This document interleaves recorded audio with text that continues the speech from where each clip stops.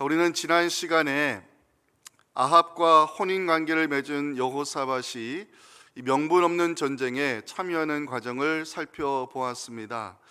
아합의 제안은 여호사밧이 거절하기 힘든 제안이었습니다. 아합은 여호사밧과 혼인관계를 맺은 것을 이용해서 길랄 라못을 치러 가는데 연합군을 형성하자고 제안했습니다.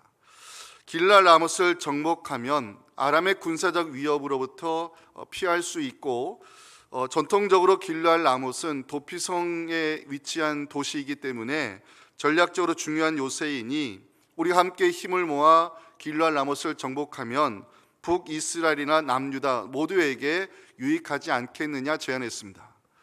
이때 여호사밧은 그래도 우리가 하나님의 말씀을 듣고 움직여야 되지 않겠느냐고 하면서 선지자를 찾았을 때 아합은 자신에게 듣기 좋은 말을 전하는 거짓 선지자 400명을 불러 모으게 됩니다. 아합이 동원한 선지자들은 예상대로 아합이 듣기 좋은 말만 전해주었습니다.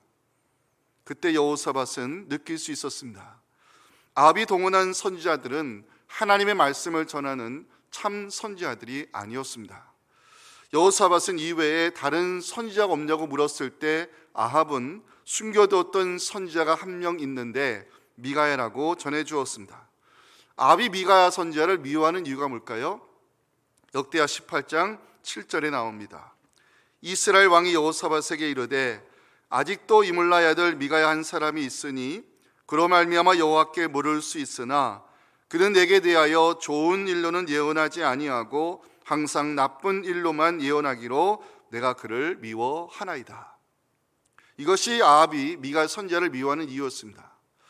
미가야 선지자는 아합과 여호사밧에게 하나님의 뜻을 전하였고, 아합은 듣기 싫은 말을 했다는 이유로 미가야 선지자를 옥에 가두었습니다.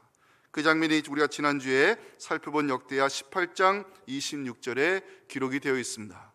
왕이 같이 말하기를 이놈을 옥에 가두고 내가 평안히 돌아올 때까지 고난의 떡과 고난의 물을 먹게 하라 아합이 명령했습니다. 미가의 경고를 무시하고 아합과 여호사밧은 결국 전쟁에 출전하게 되는데, 그 전쟁에서 아합은 무명의 군사에게 활을 맞아 그 전쟁터에서 즉사했고, 여호사밧은 겨우 목숨을 구하여 예루살렘으로 돌아오게 됩니다. 자, 이후에 어떤 일이 일어났을까요? 하나님의 경고를 무시하고 명분 없는 전쟁에 참여한 여호사밧은 선견자 예후로부터 책망의 소리를 들어야 했습니다. 그 장면이 오늘 본문 2절에 나오는데 중요한 말씀입니다. 함께 읽겠습니다. 하나님 아들 선견자 예후가 나가서 여호사밧 왕을 맞아 이르되 왕이 악한 자를 돕고 여호와를 미워하는 자들을 사랑하는 것이 옳으니까 그러므로 여호와께로부터 진노하심이 왕에게 임하리이다. 아멘. 예후로부터 책망의 소리를 듣는 여호사밧은 자신의 잘못을 인정했습니다. 그리고 무엇이 잘못되었는가를 돌아보는 기회로 삼았고, 하나님이 다스리시는 신정국가를 다시 세우기 위해 대대적 사법개혁을 실시했습니다. 그 장면이 4절과 5절입니다.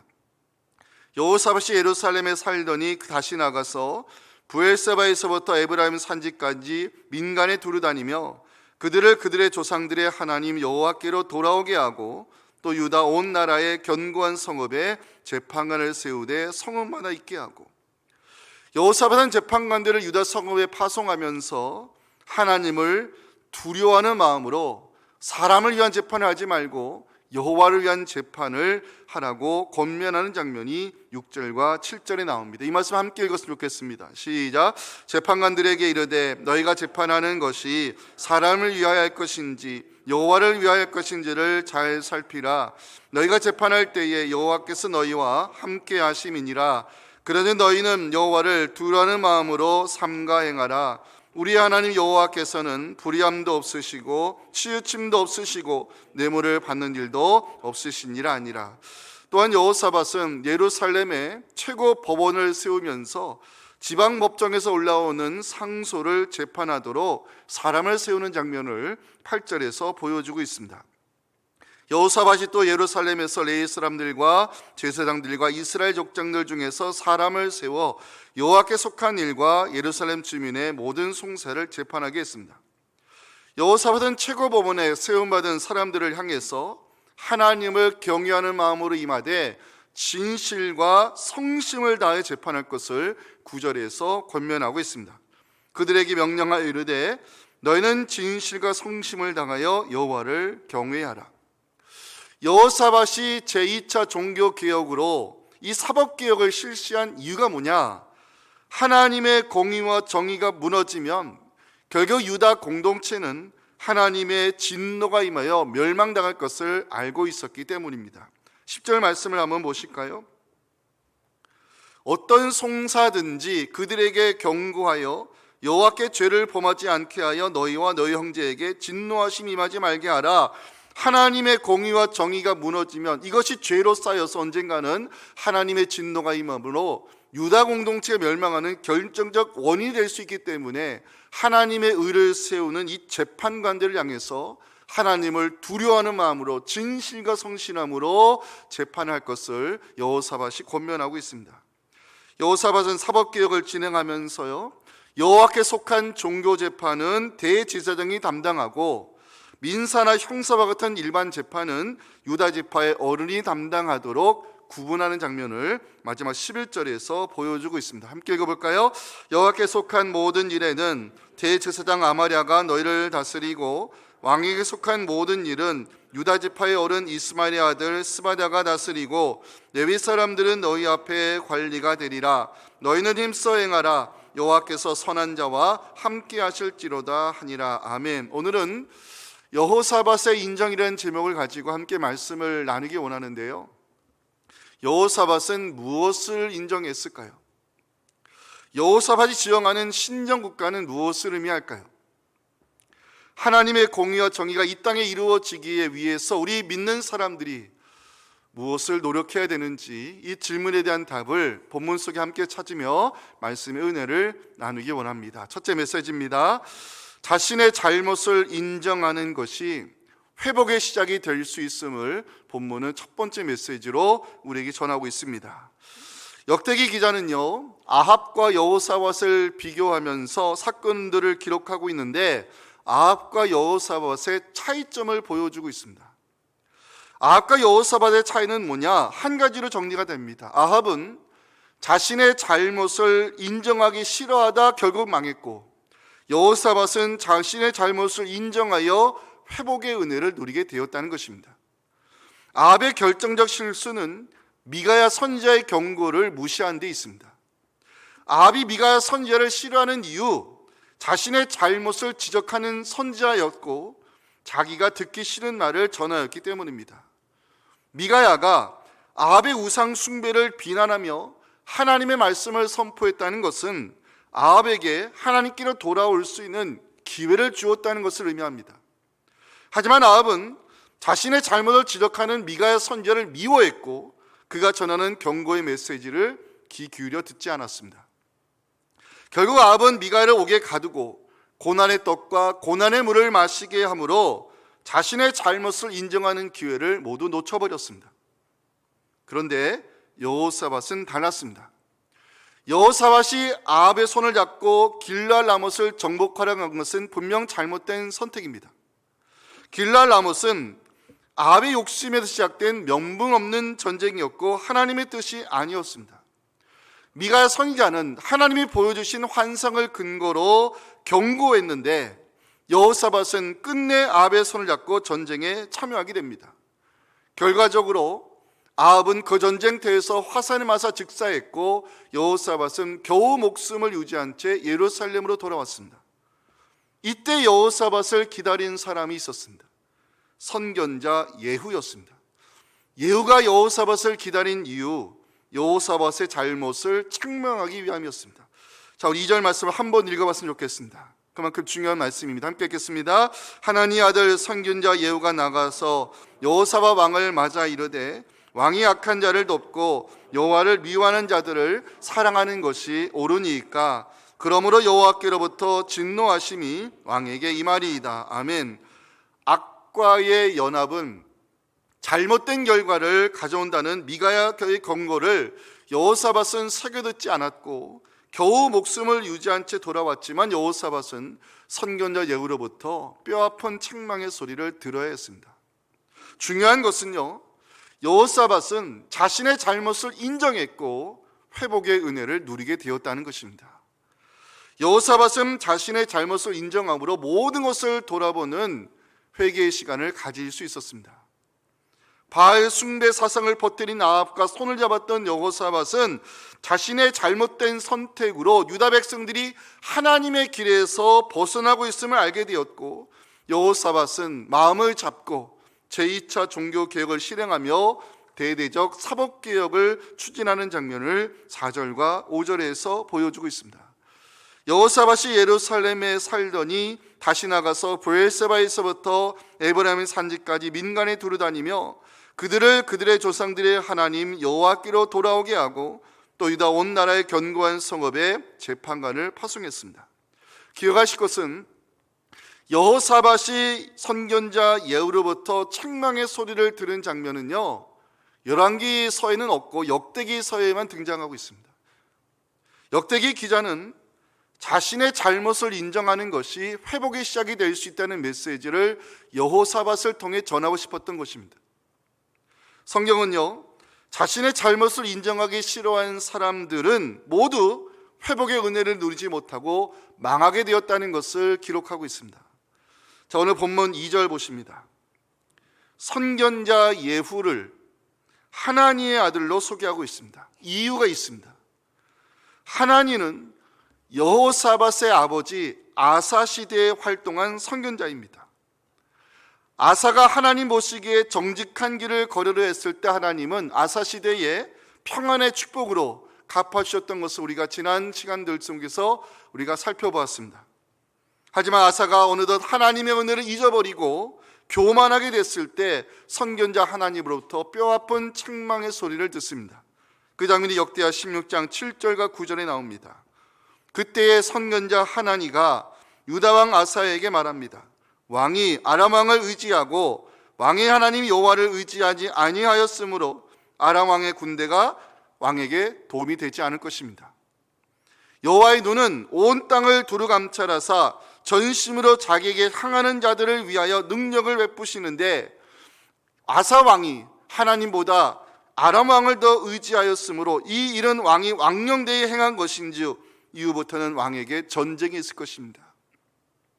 하나님을 의지하지 아니하고 아람 왕을 의지하는 이 아사를 하나니가 책망했을 때요, 아사는 자신의 잘못을 인정하지 아니했고 선견자 하나니를 옥에 가두었습니다. 이 아사의 처우가 어떻게 됐을까요? 역대하 16장 12절 보시기 바랍니다. 아사가 왕이 된 지 39년에 그의 발이 병들어 매우 위독했으나 병이 있을 때에 그가 여호와께 구하지 아니하고 의원들에게 구하다가 결국 병들어 죽었습니다. 이스라엘 초대왕 사울은 왜 망했을까요? 자신의 잘못을 인정하지 않았기 때문입니다. 아말렉 족속을 진멸하라는 하나님의 명령은 어찌 보면 사울에게 주신 마지막 기회였습니다. 하지만 사울은 끝내 하나님의 말씀을 온전히 순종하지 못했습니다. 아가왕을 사로잡았고 기름진 짐승들을 끌고 왔을 때 자신은 여호와의 명령을 행하였다고 변명하는 사울에게 사무엘 선지자가 책망의 소리를 전하는 장면이 사무엘상 15장 14절에 나옵니다. 사무엘이 이르되 그러면 내게 들려오는 이 양의 소리와 내게 들리는 소의 소리는 어찌 됨이니까? 사울의 왕 이 사무엘의 책망에 사울은 자신의 잘못을 인정하지 아니했고 모든 잘못을 백성에게 돌리는 장면을 사무엘상 15절 16절에서 확인할 수 있습니다. 사울이 이르되 그것은 무리가 아말렉 사람에게서 끌어온 것인데 백성이 당신의 하나님 여호와께 제사하려 하여 양들과 소들 중에서 가장 좋은 것을 남기며 그 외의 것은 우리가 진멸하였나이다. 여러분, 인류 최초의 범죄자가 된 아담과 하와의 잘못은요, 세 가지로 지적할 수 있습니다. 첫째, 하나님의 말씀을 지키지 않은 불순종. 둘째, 하나님처럼 될 수 있다는 교만한 생각. 마지막 세 번째는 자신의 잘못을 인정하지 않았기 때문입니다. 하나님께서 죄 지은 아담을 찾으시는 장면이 창세기 3장 9절에 나옵니다. 여호와 하나님이 아담을 부르십니다. 네가 어디 있느냐? 하나님이 아담을 찾으심은 그에게 회복의 기회를 주기 위함이었습니다. 하지만 아담은 자신의 잘못을 인정하지 아니했고 하나님과 하와에게 오히려 그 잘못을 전가시키는 장면을 창세기 3장 12절은 보여주고 있습니다. 아담이 이르되 하나님이 주셔서 나와 함께 있게 하신 여자 그가 그 나무 열매를 내게 주므로 내가 먹었을 뿐입니다. 하나님은 또다시 하와를 찾아가셨고 어떻게 이렇게 행하였나고 물으셨습니다. 하나님이 몰라서 물으셨을까요? 하나님의 물으심은 회복의 기회를 주기 위함이었지만 하와 역시 잘못을 인정하지 아니하고 뱀에게 그 잘못을 돌리는 장면이 창세기 3장 13절에 나옵니다. 여호와 하나님이 여자에게 이르시되 네가 어찌하여 이렇게 하느냐? 여자가 말합니다. 뱀이 나를 꿰므로 내가 먹었을 뿐입니다. 사람은 누구나 다 실수할 수 있고 잘못된 선택을 내릴 수 있습니다. 사람은 완전한 존재가 아니기 때문입니다. 중요한 것은 자신의 잘못을 인정하면 하나님 우리에게 회복의 기회를 주시지만 잘못을 인정하지 아니하면 그 잘못과 함께 그대로 망하게 된다는 사실입니다. 여러분, 다윗을 한번 생각해 볼까요? 하나님 마음에 합한 자여 이스라엘 역사 가운데 가장 선한 왕으로 성경에 남아 있습니다. 하지만 다윗도 연약한 사람에 불과했고 넘어지기 쉬운 존재임을 밧세바 사건을 통해 성경은 증거하고 있습니다. 다윗이 밧세바를 범하면서 간접 살인을 저질렀고 십계명을 어겼으며 하나님과 백성을 속이려 했습니다. 하지만 하나님은 다윗을 살리시고자 나단 선지자를 보내셨고 그의 죄를 책망하셨습니다. 다윗은 자신의 잘못을 인정했고 회개의 시간을 가지면서 사무엘하 12장 13절에서 이렇게 고백하고 있습니다. 다윗이 나단에게 이르되 내가 여호와께 죄를 범하였노라. 자신의 잘못을 인정하는 다윗에게 하나님은 나단 선지자를 통해서 회복의 은혜를 내리셨습니다. 여호와께서도 당신의 죄를 사하셨나니 당신이 죽지 아니하려니와. 오늘 본문에서 역대기 기자는요, 자신의 잘못을 인정한 여호사밧에게 하나님은 회복의 기회를 주셨고 다시 신정국가를 세우려는 이 여호사밧을 통해서 그 시대에 제2차 종교개혁이 일어나면서 대대적 사법개혁이 실시됐음을 4절과 5절에서 보여주고 있습니다. 함께 읽겠습니다. 여호사밧이 예루살렘에 살더니 다시 나가서 브엘세바에서부터 에브라임 산지까지 민간에 두루다니며 그들을 그들의 조상들의 하나님 여호와께로 돌아오게 하고 또 유다 온 나라에 견고한 성읍의 재판관을 세우되 성읍마다 있게 하고. 여호사밧의 리더십에서 우리가 배워야 될 중요한 포인트가 있습니다. 리더는 사람들에게 완벽함을 보여주는 사람이 아니라 자신의 잘못을 인정하는 모습을 보여줄 수 있어야 좋은 리더가 될 수 있다는 것입니다. 안타까운 것은 언젠가부터 우리나라는요, 잘못을 인정하는 지도자들의 모습이 사라지고 있는 것이 너무 안타깝습니다. 국민의 상식과 눈높이로 봤을 때 분명한 부끄러운 일이고 불법이 명확함에도 불구하고 자신의 잘못을 인정하지 않는 사람들의 태도 때문에 국민들이 정치를 불신하고 나라의 기본이 흔들리는 모습을 보면서 이 여호사밧의 리더십을 오늘 이 시대 우리에게 보여주는 이유가 있지 않나 생각됩니다. 잘못을 인정하는 것 말처럼 쉽지 않습니다. 하지만 잘못을 인정하는 것이 회복의 시작이 될 수 있음을 역대기 기자는 우리에게 보여주고 있습니다. 사랑하는 성도 여러분, 우리가 믿는 하나님, 우리의 어떤 잘못도 품어주시고 어떤 실수도 덮어주실 수 있는 사랑의 하나님이심을 믿으시면서 정직한 믿음을 가지고 살아가는 우리에게 다시 시작하게 하시는 회복의 은혜가 임하기를 주님의 이름으로 축원합니다. 자, 두 번째 마지막 메시지입니다. 우리 말씀을 같이 한번 읽어봤으면 좋겠습니다. 시작. 공동체를 바로 세우기 위해서는,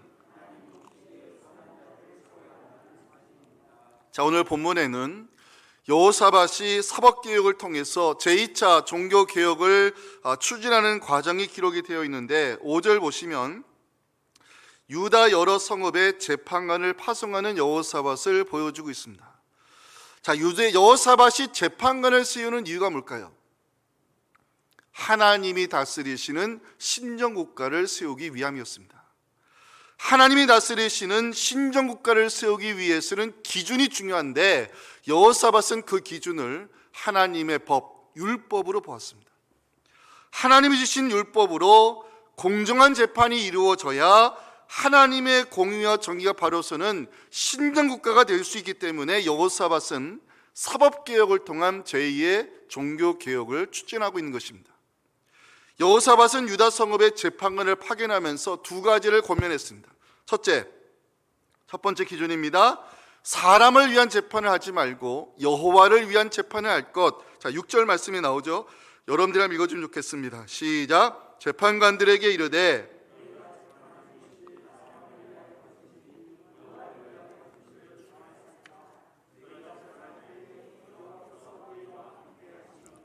신정국가에 있어 재판의 기준은 하나님이 제정하신 율법이며 재판관들은 하나님을 대신하여 율법의 말씀으로 의를 세우는 사람들입니다. 재판관들은 사람을 위한 재판을 해서는 안 되고 하나님의 의를 세우기 위한 재판을 진행할 때 하나님의 공의와 정의가 바로서는 신정국가의 기본이 다져질 수 있는 것입니다. 두 번째 기준, 하나님을 두려워하는 마음을 가질 것. 7절에 나오죠. 함께 읽겠습니다. 시작.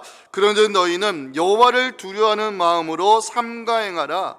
우리의 하나님 여호와께서는 불의함도 없으시고 치우침도 없으시고 뇌물을 받는 일도 없으시니라 아니라. 자, 여호와를 두려워하는 마음, 성경에 여러 번 등장하는 우리가 잘 아는 구절이죠. 이게 무슨 뜻이냐 아십니까? 여호와를 두려워하는 마음을 히브리 성경으로 직역해드리면 여호와의 두려움이 내 위에 있게 하라, 이런 뜻입니다. 여호와의 두려움이 내 위에 있게 하라, 이 말씀은요, 재판관들이 재판을 진행할 때 자신들보다 더 의로운 재판관이 위에 계시다는 것을 인식하고 공정한 재판을 진행하라는 뜻이 여기에 담겨 있습니다.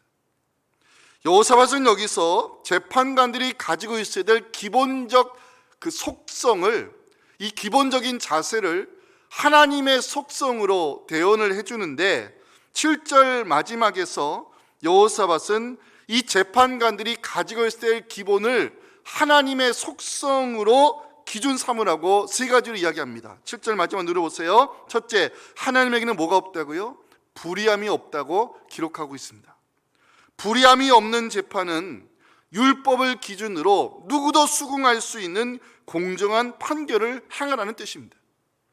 재판은 하나님의 의를 세우는 현장이기 때문에 재판관은 율법의 말씀을 기준으로 정확한 판결을 내릴 것을 성경은 강조하고 있습니다.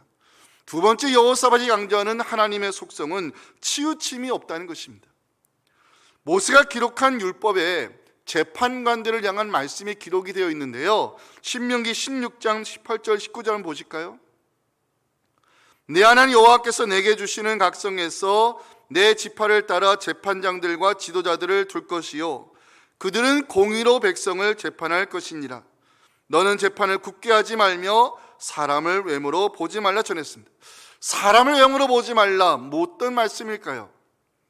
레위기 19장 15절에서 우리는 그 답을 찾을 수가 있습니다. 함께 읽겠습니다.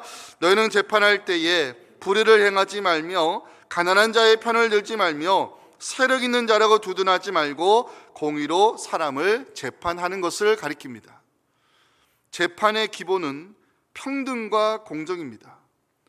누구나 법 앞에 평등해야 되고 누구에게나 공정한 재판이 이루어지는 것, 나라가 바로 세워지는 기본이자 상식입니다. 세 번째, 여호사밧이 전하는 하나님의 속성은 뇌물을 받지 않는다고 전하고 있습니다. 모세가 기록한 신명기 16장 19절 마지막에 보면 재판관들이 뇌물을 받지 말아야 될 이유를 명백히 밝히고 있습니다. 뇌물을 받지 말라. 뇌물은 지혜자의 눈을 어둡게 하고 의인의 말을 굳게 하느니라. 성경에서 뇌물은요, 대가를 바라고 주는 선물로 규정하고 있습니다. 재판관의 눈을 어둡게 하고 의인의 증언을 굽게 만드는 뇌물, 나라를 망치는 악입니다. 유다 성읍의 재판관들을 파견한 여호사밧, 예루살렘에 최고 법원을 세우면서 여호와께 속한 종교재판과 주민의 송사를 나누는 이 사법적 개혁의 모습을 8절에서 보여주고 있습니다.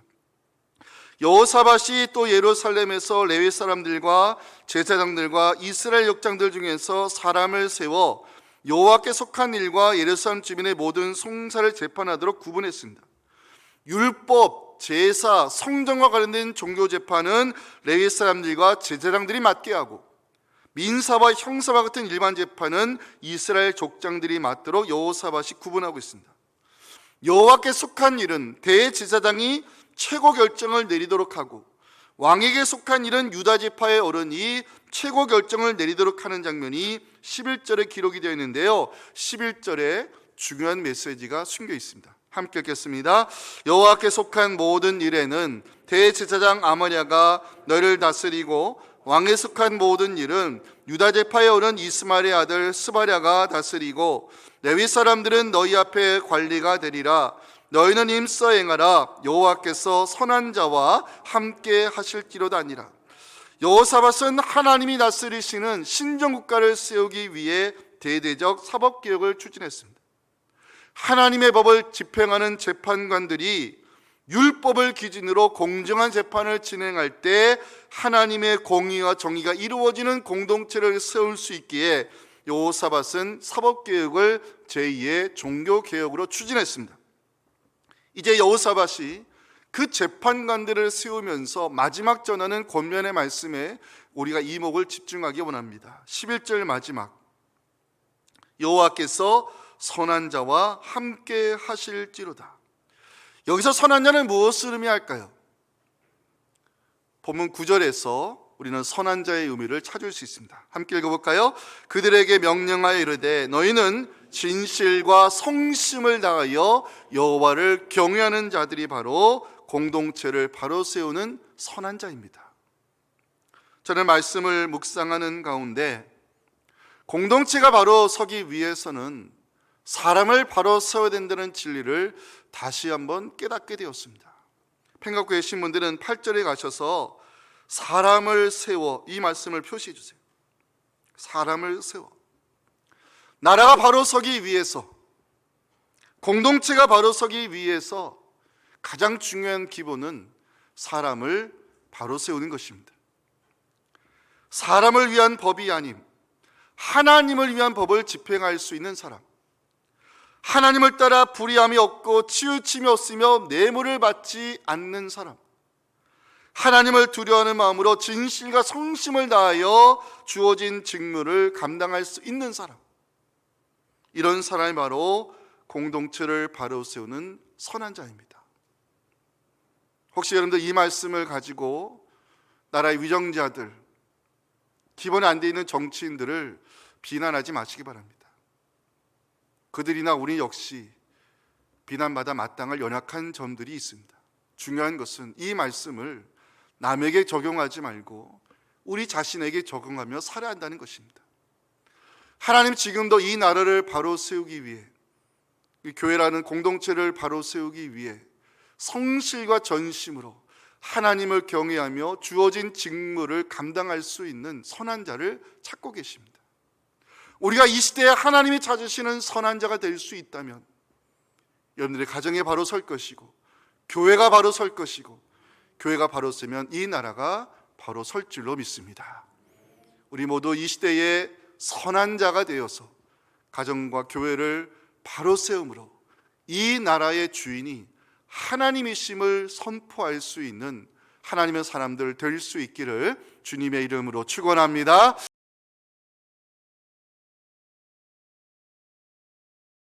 열릴 수 있도록 하나님, 우리의 기도 가운데 역사하여 주시옵소서. 지금도 살아계셔서 선한 자들을 통해 하나님의 의를 이루어 가시는 우리 구주 예수님의 은혜와 진심으로 여호와를 경외하는 자들을 통해서 이 나라 민족 교회를 새롭게 가시는 하나님 아버지의 크신 사랑과 성령의 역사하심이 오늘 주시는 말씀을 남에게 적용시키지 않고 나 자신에게 먼저 적용시키며 하나님을 두려워하는 마음으로 전실과 진실과 성실한 마음으로 주어진 직무를 다하며 특별히 나라 민족을 위해 기도의 제단을 쌓기 원하는 우리 사랑하는 성도들의 간절한 부르짖음과 우리 섬기는 교회와 나라 민족 위에 지금부터 영원토록 함께 하시기를 간절히 축원하옵나이다. 아멘.